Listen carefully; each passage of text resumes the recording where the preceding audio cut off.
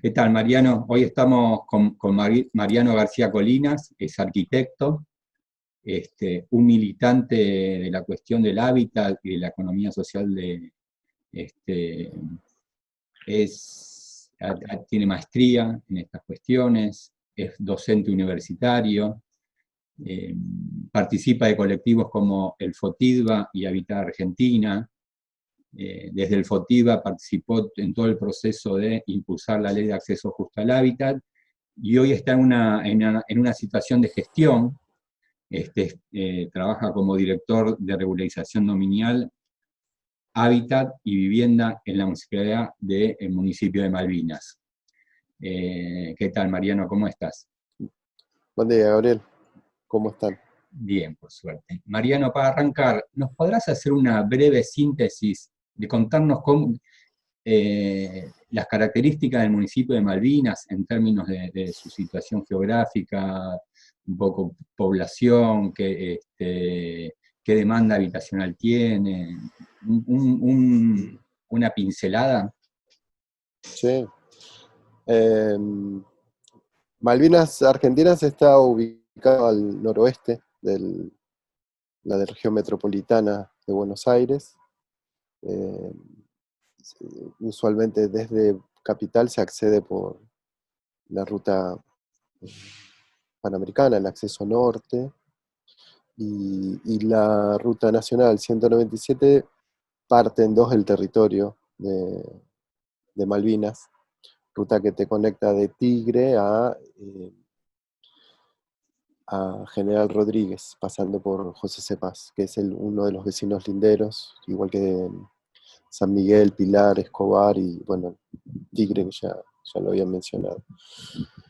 La población es de 350.000 habitantes y dentro de la nación eh, de total, hay en Malvinas radicadas 52 asentamientos precarios y villas, según los registros provincial y nacional, que es la población objeto con la que nosotros trabajamos, fundamentalmente desde la dirección, y también desde el municipio. El propio intendente plantea que nuestra forma de hacer ciudad es de la periferia hacia el centro, entendiendo periferia por las familias y las comunidades de los más desfavorecidos por la ocupación del suelo. Bien. Entonces estamos trabajando desde ahí. Pero no solo el registro de estos 52 asentamientos y villas, sino hay otros barrios populares producidos vía mercado, como las urbanizaciones informales, o algunos producidos desde gobiernos anteriores, como conjuntos residenciales, que también tienen precariedad en la tenencia y en la calidad de vida similares a los asentamientos. Así que trabajamos Bien, desde interesante la la idea periferia hacia el centro. de la no ciudad a la ciudad, digamos, ¿no? Buenísimo. Mariano, Sí, aparte, vos participás, sos consejero titular, participás en representación del municipio, participás en el Consejo Provincial de Hábitat, un espacio de participación que un poco se encuadra dentro de una de las directrices, de los principios rectores de la Ley 14449, que tiene que ver con la gestión democrática, ¿sí? Es, este, yo sé que ustedes tienen en Malvinas un espacio bastante interesante en línea con estas directrices, ¿no? Con estos principios. sí, nosotros lo, está mal la palabra, pero lo usamos mucho al Consejo en términos de producción de políticas públicas. Primero espejamos la dinámica del Consejo en el municipio en 2016, a los pocos meses de iniciar el gobierno de Leo, del intendente, Leonardini. Ya teníamos una ordenanza de creación del Consejo Municipal, cuyos primeros actores eran los mismos actores que en Nación, que en provincia, perdón. Por ejemplo, participa la CTA igual que en provincia, participa la Universidad de General Sarmiento igual que en provincia, participa el FOTIDUA, y hay otras universidades y otras organizaciones, pero buscamos representaciones similares por la experiencia que daba la lucha por la ley previa a la sanción y después la puesta en marcha del Consejo Provincial, que ya lleva más de 5 años. Pero bueno, en aquel momento era algo novedoso. Y ahí nosotros seguíamos con nuestra impronta de generar acciones, entendiendo que es una disputa contrahegemónica, ¿no? De cómo profesionales, técnicos, gobiernos, organizaciones, movimientos producen ciudad, eh, desde una lógica bastante liberal. No por una racionalización de esa lógica, sino por una práctica instalada y falta de reflexión colectiva. Eso es lo que nosotros observamos. Entonces, enmarcamos todo el proceso en un marco de lucha contrahegemónica que nos daba a la ley 14449 como un instrumento central en esta construcción política de otra ciudad, otra economía, otro pueblo, ¿no? A quienes a veces están en la gestión, muchas veces esos espacios participativos, hasta a veces suelen ser espacios molestos, o le dan un sentido más bien informativo. Vos usaste una palabra que a vos mismo te llamó la atención, que es usamos. Me parece que está bueno en términos de considerar ese espacio como una herramienta a la cual la política da uso, ¿no? Como una herramienta de gestión, y no como un espacio meramente informativo. Uno podría decir eso del caso, por lo menos, de la experiencia de ustedes. Es parte, una herramienta más de la gestión de la política, ese espacio participativo.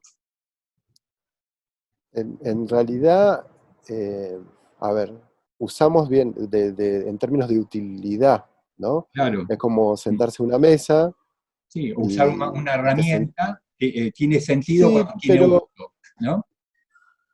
sí, pero es una mesa donde nos juntamos a comer y disponés del espacio y lo utilizás y comés y charlas. Uh-huh. Bueno, es eso lo que lo... Ahora, lo interesante de estos espacios colectivos, y no solo desde los espacios de gobierno, sino desde los espacios de construcción del Estado, que así nosotros entendemos a los consejos, por ejemplo, al Consejo Municipal de Tierras, Hábitat y Derecho a la Ciudad de Malvinas, nosotros lo entendemos como un espacio de construcción de un Estado diferente en esta disputa contrahegemónica.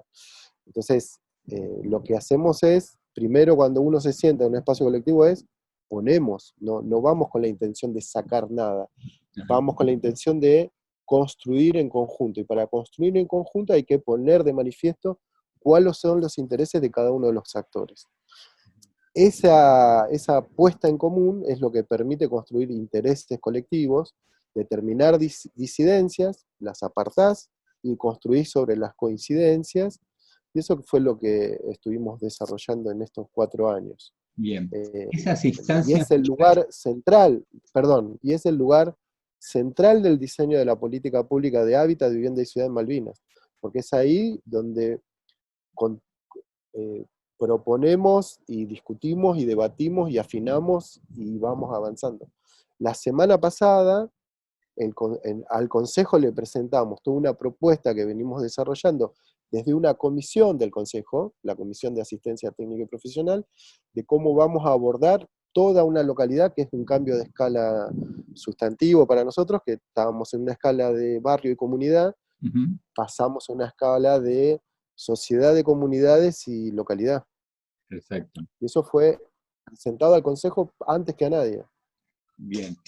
Y esos espacios, aparte, creo que necesitan cierta metodología práctica. ¿Cuál es la dinámica que tiene ese espacio, esa mesa, ese espacio de participación? Muy sintéticamente, porque a veces se pierde de vista que para que esos espacios sean efectivos necesitas metodología.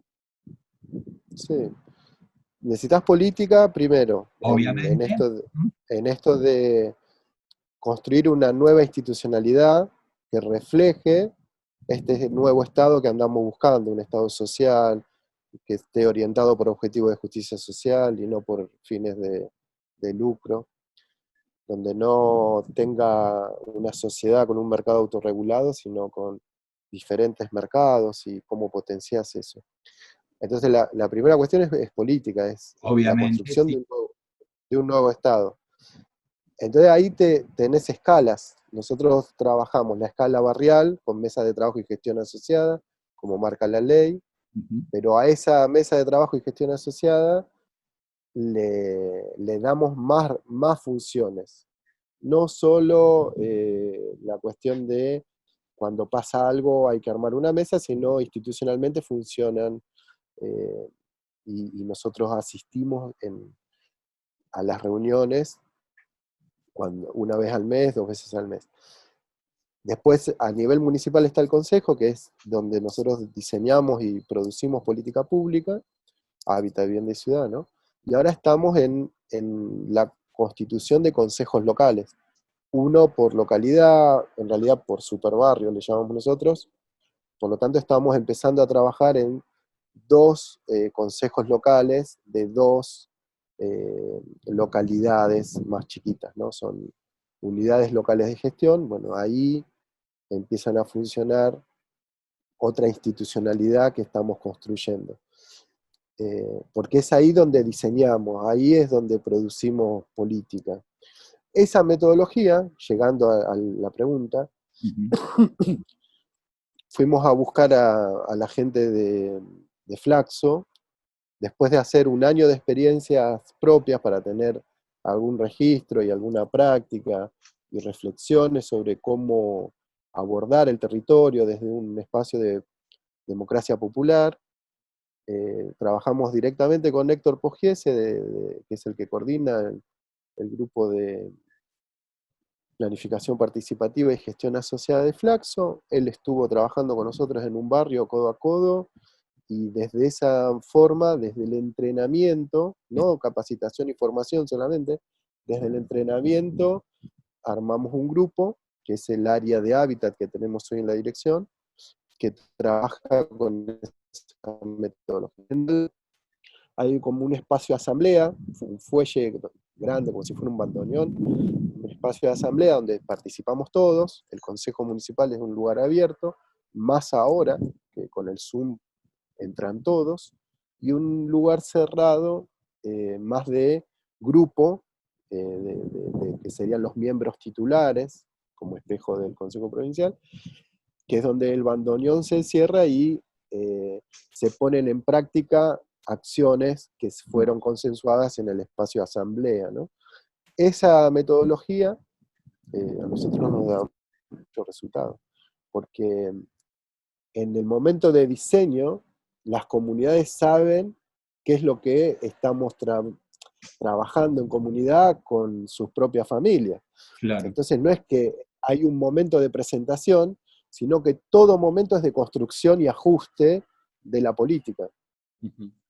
Mariano, al inicio de tu relato contabas de que la población, por llamar de una forma objetivo, son todos ese conjunto de barriadas desde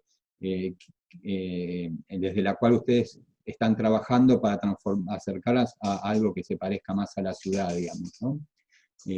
¿Con qué herramienta? ¿Cuál es el programa? ¿Cuál es la dinámica Se, me, se, municipal que se corta, Gaby, se va de corta vuelta? la pregunta. No logro entender la pregunta. Ahí, ¿me escuchás? Hola, hola. Te pregunto, Mariano, sobre el Bueno, programa que están llevando a ver si adelante relacionado es con la pregunta. el trabajo en las barriadas, en estas barriadas en la periferia, por llamarlo de alguna forma, en Malvinas. El oficio, Bueno, viste digamos. que la ley, sí, la ley,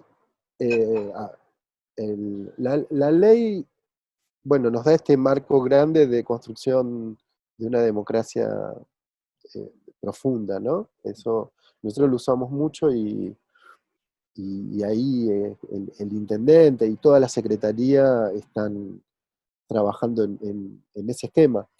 No, no porque lo marca la ley, sino por convicción, ¿viste?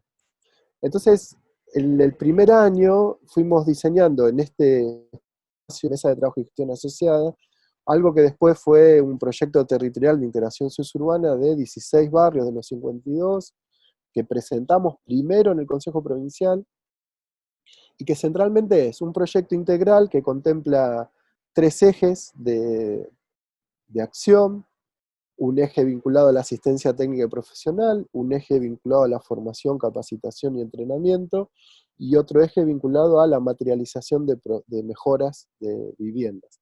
Fundamentalmente, perdón,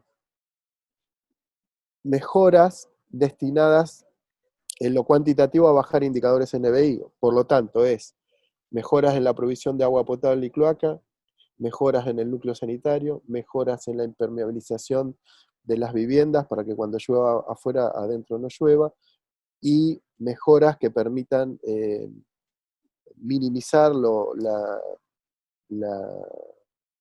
el hacinamiento, por lo tanto ampliar las viviendas. Eso lo presentamos al Consejo, el Consejo, el proyecto lo aprobó en el 2017 y tiene la resolución número 3 del Consejo Provincial de Hábitat y Vivienda. Es una resolución donde le dice a la Subsecretaría de Hábitat de aquel momento que eso es importante y tiene que ser política para la Secretaría. Así que bueno, teníamos toda la expectativa de ponerlo en marcha. Ese mismo año, el 2017, al terminar el año, fuimos con el intendente y firmamos el convenio y nunca se financió.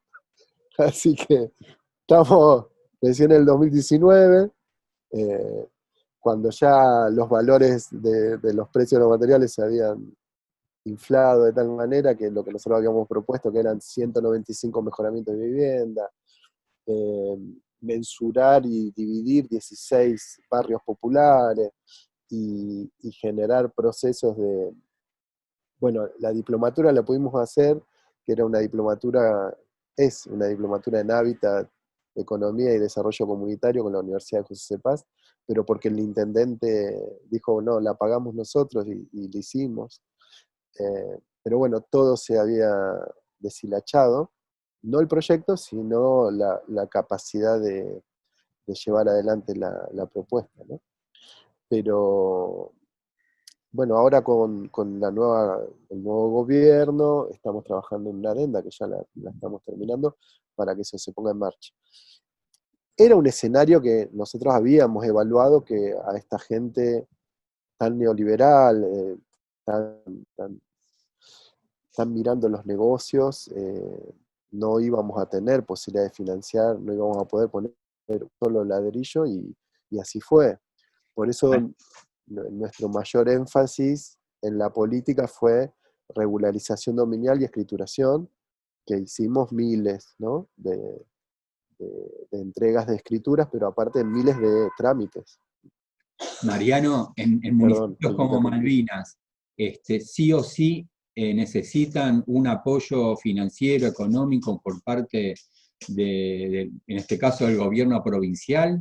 Sería muy difícil dentro de la economía de municipios como Malvinas realizar ese tipo de programas con recursos propios.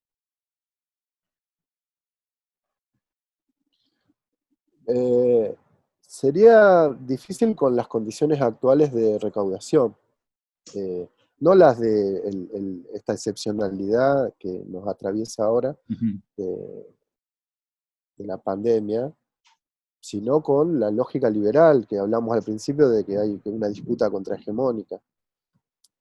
Lógica liberal que no significa que la gente es mala, significa que hay prácticas que están sedimadas y donde no hay espacio de reflexión, y donde uno cobra una tasa que históricamente es esa tasa y después se le suma otra porque alguien la aprendió en algún lado, pero no hay, no hay un proyecto, eh, a ver, al revés, sí hay un proyecto, lo que no hay es una reflexión sobre, bueno, cómo equilibramos la ciudad que estamos produciendo, por qué es que queda el 40% de la población fuera de la ciudad formal, por qué estamos produciendo este tipo de ciudades, qué es lo que, por qué el Tribunal de Cuentas de la provincia nos exige esto y determinada cosa. Esas preguntas nadie se las hace. Entonces yo jodo mucho con que está bien, vamos a laburar un eje económico, un eje político y un eje cultural, pero hay una dimensión pedagógica en las organizaciones, en los funcionarios, en los profesionales. Nosotros laburamos mucho con colegios profesionales y es increíble ver cómo han naturalizado una forma de producir ciudad que es para unos pocos. Y no hay maldad, hay solo una repetición de prácticas que no hay reflexión en eso. Y cuando vos preguntás o haces una visita a un barrio, hay ganas, hay voluntad de modificar esa realidad, pero la práctica sigue alimentando una ciudad mercantil.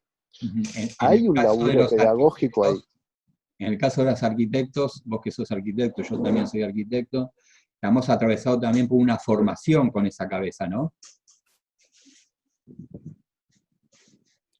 Bueno, vos fijate el Consejo Municipal y el Consejo Provincial, nosotros charlamos mucho con los colegios profesionales, en provincia y en el municipio.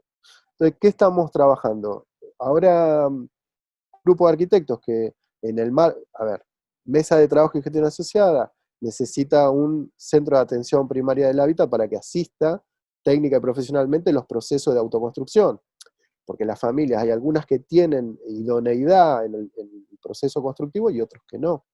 Entonces, la asistencia técnica profesional es necesaria, y bueno, lo hemos charlado en el marco de la ley nacional y está el proyecto de ley provincial de asistencia técnica y profesional. Ahora, ¿qué hicimos? Capacitamos un grupo de arquitectos de la comunidad, ¿viste? Le ponemos el adjetivo de la comunidad para separarlo de la práctica tradicional, pero en realidad es la práctica de la arquitectura. Lo que pasa es que le tenés que poner social o de la comunidad para que digan, che, es otra práctica. Que en realidad, che, a nosotros nos educaron para hacer casas para el pueblo, y lo que están haciendo es palacios para los oligarcas, ¿viste? Es una cosa increíble. Y dos laburan y no los cientos que hay.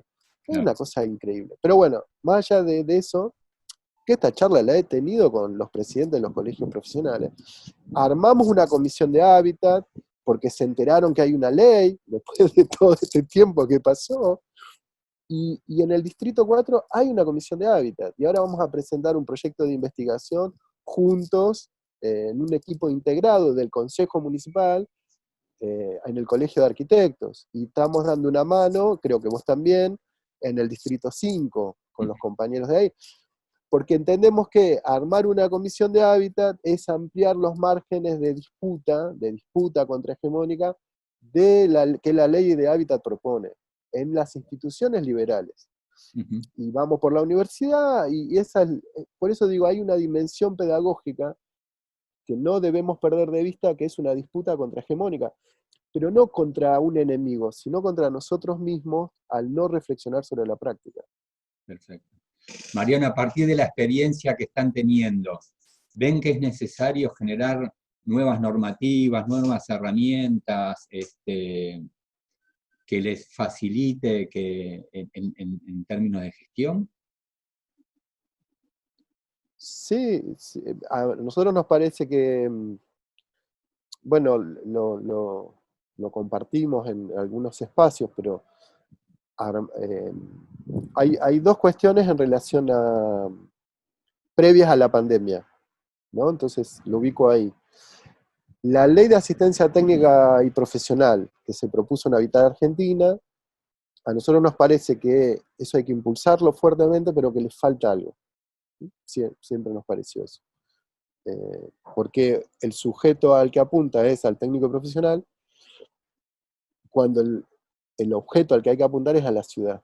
Entonces está como incompleta, ¿no? Y la segunda, que la escala adecuada para esa ley es la provincia, porque ahí es donde hay un consejo superior de cada colegio profesional y no una federación de consejos. Entonces, el sujeto colectivo adecuado era el provincial. Entonces, por eso diseñamos una propuesta similar a la nacional en provincia y la estamos tratando de impulsar. Con colegios profesionales y con municipios y bueno, en el mismo Consejo Provincial de Hábitat. Ahora, lo que le falta a la nacional, y bueno, comparto una idea, es, ahora viste que está el IFE por esto de la pandemia, el ingreso familiar de emergencia. Entonces nosotros planteábamos antes de esto, pero ahora con el IFE está más claro, ¿por qué en un momento muy, muy excepcional como este, por qué no probamos de que el IFE no sea un ingreso familiar de emergencia, sino que sea una licencia para el autoconstructor? Que vos pagues para que la gente se quede en la casa, ¿sí? Empezar a armar algunos circuitos con el Ministerio de Trabajo y con el Ministerio de Desarrollo Social y el ANSES, circuitos donde vos lo que haces es le pagás a la familia autoconstructora, y ahí hago un paréntesis, todos sabemos que el 60-70% del conurbano fue autoconstruido. Uh-huh. O sea que la forma de hacer ciudad que tiene nuestro pueblo es esa. Aparte de los arreglos que tengas con la Cámara Argentina de la Construcción y con la UOCRA, pero la verdad de la misa es que el 60 y el 70% del territorio lo construyó. Entonces, ¿por qué no reconocer esos procesos y en vez de permitir la autoexplotación de la familia, le pagamos durante 6 meses u 8 meses para que haga una vivienda adecuada? Uh-huh. Y después pagará el crédito. Serán microcréditos, créditos blandos. Y ahí necesitas al técnico y al profesional que pase el curso de arquitectura comunitaria.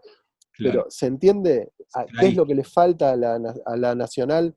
Le falta el sujeto que produce, no el Buen sujeto punto. que piensa y produce, ¿no? Entonces, eso hay que impulsarlo, y es el momento. Hagamos una experiencia en el interior, lo hablé con Ana Veloquio. Uh-huh. Ana es compañera nuestra del grupo de gobiernos locales de Benito Juárez, ¿no? Uh-huh. Le digo a los compañeros. ¿Por qué no hacemos experiencia en el interior? Hagamos 100.000 casos, que sea acotado, pero no le paguemos un salario de miseria, paguémosle canasta básica total, Uh-huh. que sea una licencia de verdad, como si fuera de embarazo, pero que sea una licencia de verdad, para, reconociendo una práctica popular histórica, perdón, y aparte empezar a diseñar sistemas no mercantiles de producción de ciudad. Mariano, y en este contexto, además de... Bueno, ¿hace falta legislación nueva? Uh-huh. Sí, hace falta legislación nueva. Después a nivel municipal tenemos, la otra es, muchachos, el charla con ingresos tributarios. ¿Por qué no empezamos a trabajar contribución por mejora, valorización inmobiliaria, captación de plusvalor? Porque ahí tenés toda una fuente de ingresos que te permite hacer ciudad. Y la otra, perdón, estamos armando programas. Hay uno que armamos, que ayer lo presentamos en la Secretaría, o sea, al secretario y al equipo de gabinete de la Secretaría, que se llama Pequeñas Obras Mejores Barrios, un programa municipal, que la idea es, en los límites de la cuarentena comunitaria, trabajar proceso de autoconstrucción de la manera que recién hablamos, ¿no? Súper interesante, Mariano. ¿Se te ocurre alguna pregunta que te gustaría que te haya hecho? No te hice, decime y te la hacemos. ¿Queda algo en el tintero? No, hay algo que es una reflexión que hemos compartido, que las organizaciones del FOTIDBA y de otros colectivos de hábitat, sin saberlo, o algunos ya sí, trabajan sistemas económicos, ¿no? Sistemas económicos comunitarios, sistemas económicos locales.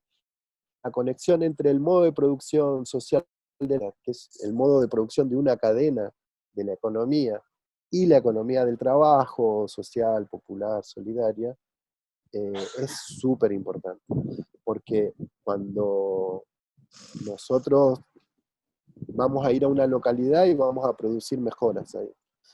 Si la conexión es con el corralón, y ese corralón es de una pyme, y no Easy o Sodimac, ¿no? No es una multinacional. Si nosotros empezamos a incorporar algunas dimensiones económicas a la producción social del hábitat, racionalizando al sujeto que queremos beneficiar, ¿sí? Que no puede ser una multinacional. O sea, es como el cuento de Saskia Sassen, ¿no?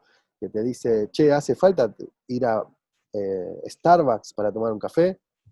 Cuando la renta de ese café se va a Ámsterdam Ujú. y el café del gallego de la esquina es mucho más rico, ¿por qué no generamos sistemas económicos locales donde la renta quede en la localidad, quede en el municipio, quede en la región metropolitana? Sí. Porque esas boludeces de dilapidar trabajo, ¿no? Que es el que genera el plusvalor, y regalárselo a los europeos o a tipos que están fuera del territorio, es absurdo, es absurdo. Entonces, esa relación entre la economía del trabajo y la producción social del hábitat como una de las cadenas de producción social, me parece que hay que hacer algunos seminarios, algunos encuentros para lograr fuertemente eso en nuestra propia formación. Sí, es que Pero coincido totalmente. Creo que es una dimensión que muchas veces, desde quienes están en el tema de la arquitectura y el urbanismo y la construcción de ciudad, muy pocas veces se tiene en cuenta. Vos fíjate, te paso un dato nada más que me llamó mucho la atención. Estoy procesando la información actualizada al 2019 de la cantidad de planes de lotes con servicios que se hicieron a través de la ley 14449, ¿sí?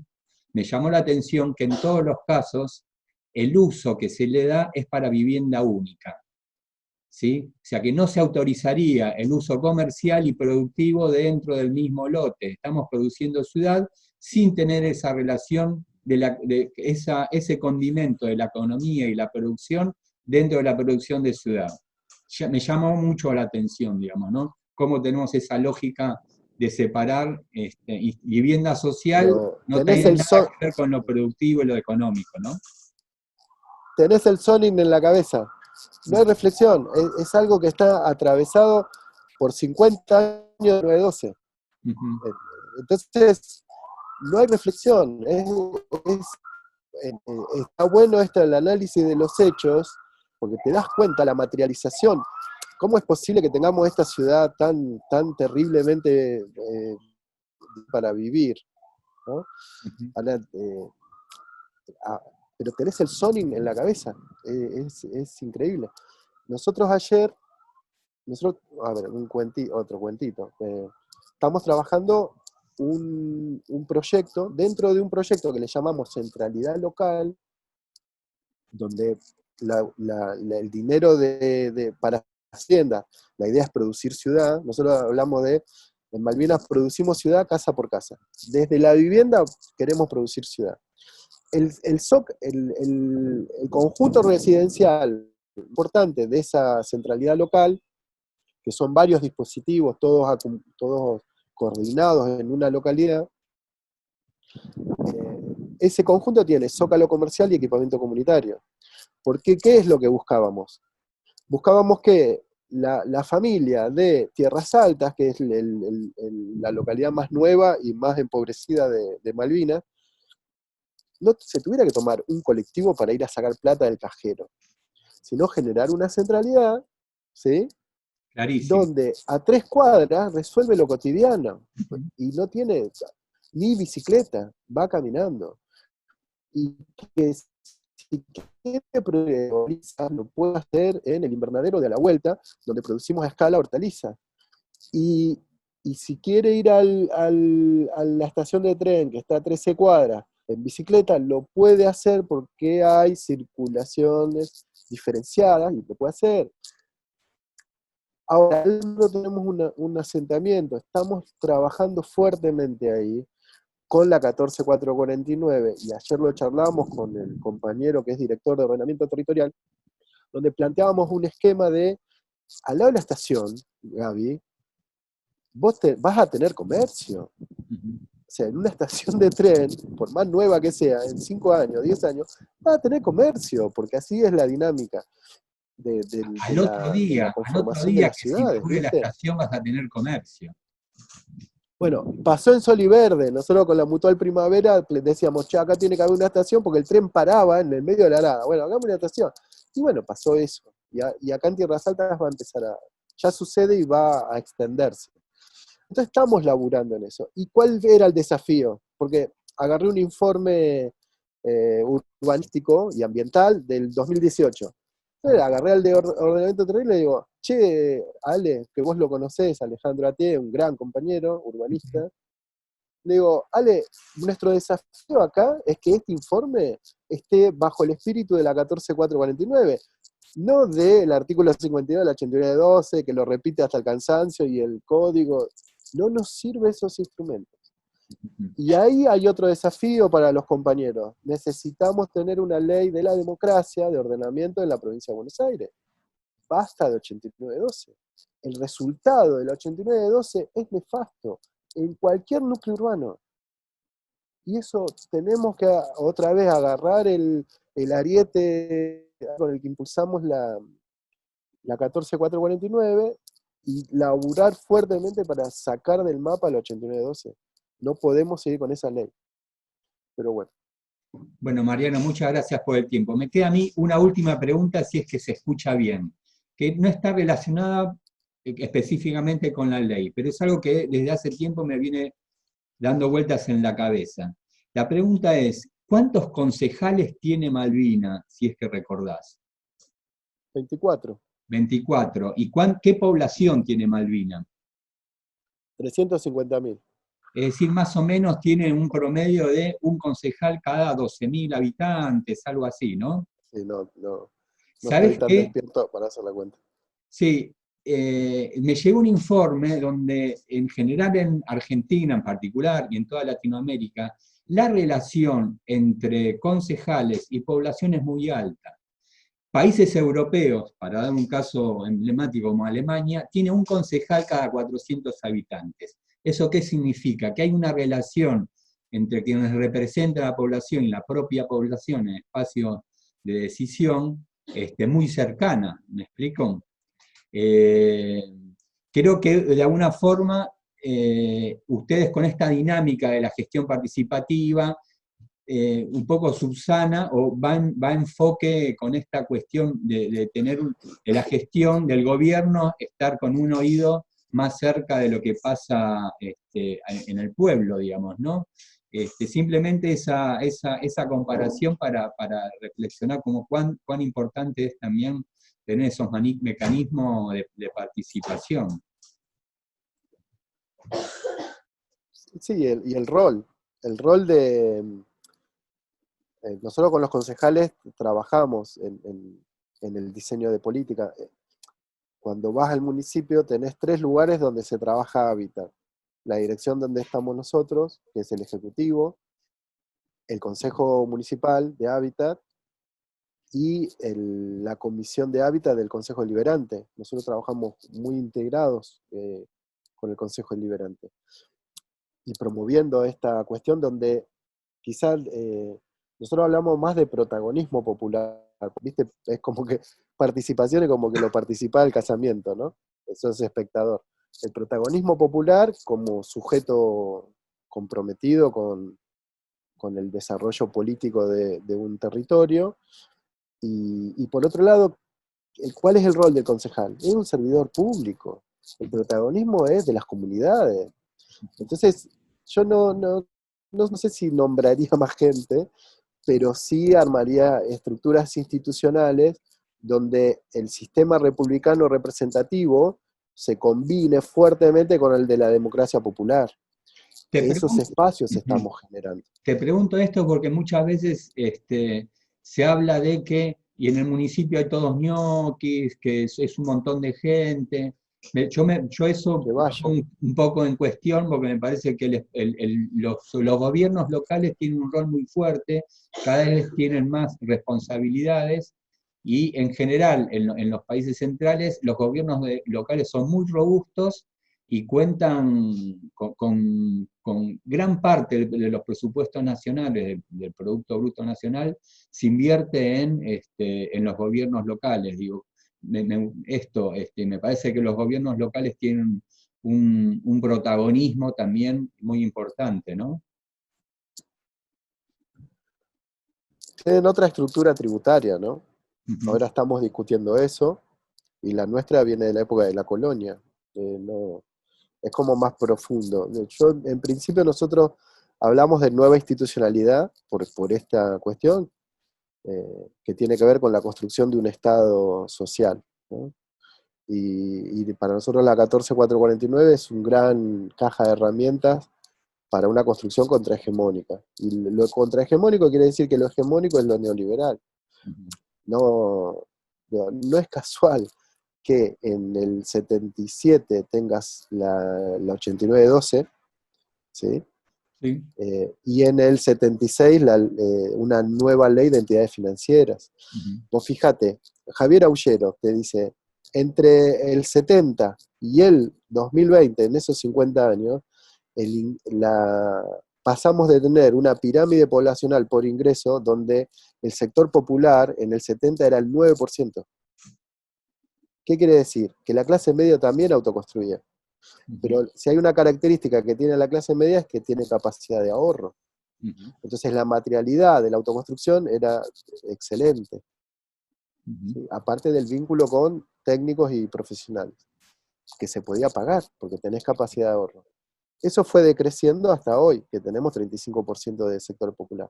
Pero en el 76 y 77, por norma, el suelo que era barato se empezó a encarecer.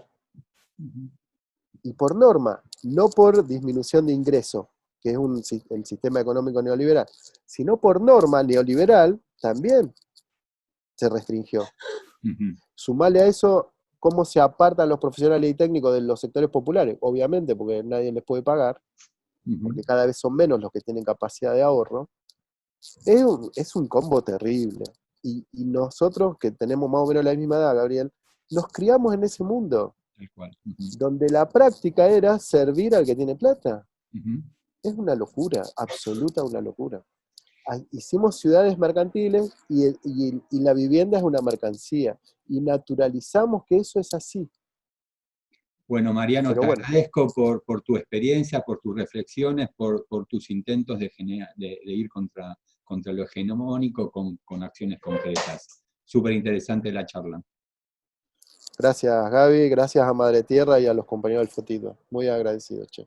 Un abrazo A la grande. orden. Bueno, Mariano, Bueno, listo.